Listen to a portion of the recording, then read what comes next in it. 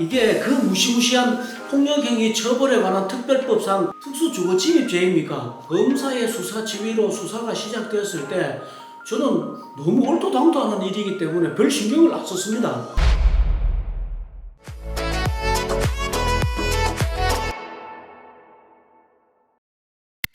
안녕하십니까?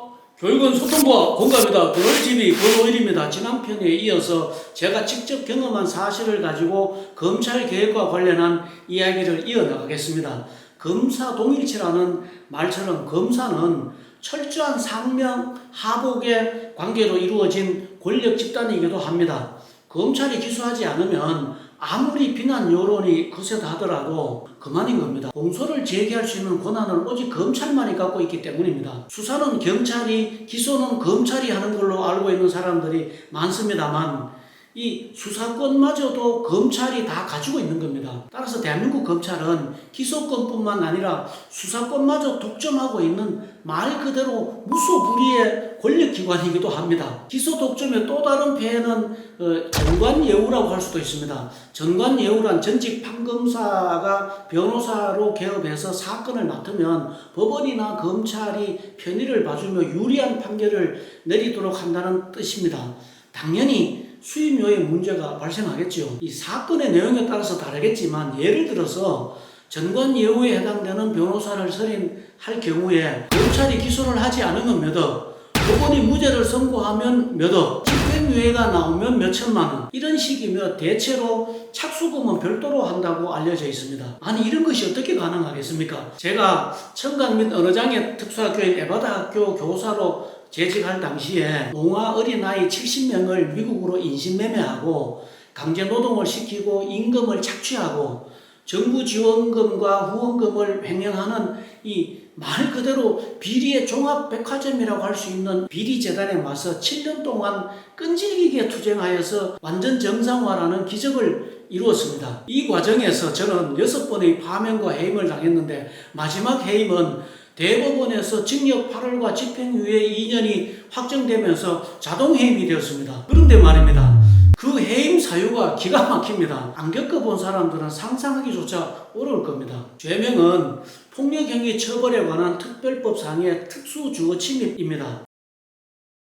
보통 주거침입이라고 하면 야간에 무슨 흉기를 들고 막 집단으로 쳐들어가거나 이런 걸로 생각하기 쉬울 겁니다. 자, 그럼 저는 언제 어디에 어떻게 주거침입을 했다는 것일까요?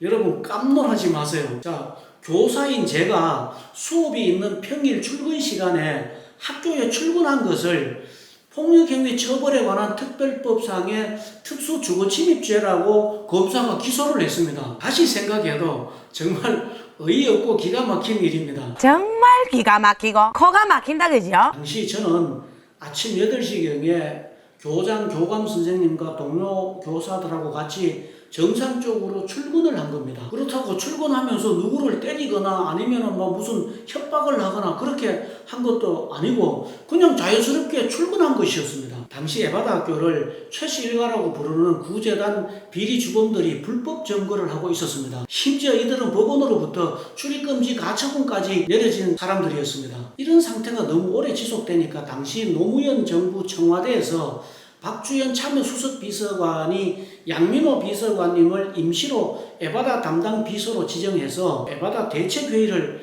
했습니다. 대책회의 결과 합법적으로 선임된 이사들과 교사들이 경찰의 신변 보호 아래 정상적으로 출근할 수 있도록 하라는 것이었습니다. 그래서 구재단 비리 주범들의 불법 점거로 인해 오랫동안 못 들어가고 있었던 학교를 경찰들의 보호하에 교장, 교감 선생님과 다른 동료 교사들과 함께 교사인 저도 출근을 했습니다. 이게 그 무시무시한 폭력행위 처벌에 관한 특별법상 특수주거침입죄입니까? 검사의 수사 지휘로 수사가 시작되었을 때 저는 너무 얼토당토 하는 일이기 때문에 별 신경을 안 썼습니다. 그런데 검사가 이 사건으로 저를 기소를 해버렸습니다. 어떻게 이런 일이 가능하냐고요?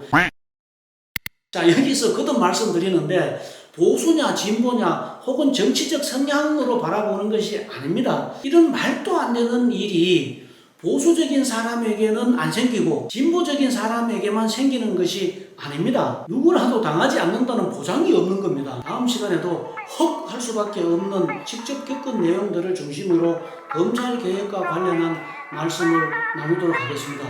교육은 소통과 공감입니다. 월TV 원원이었습니다. 감사합니다.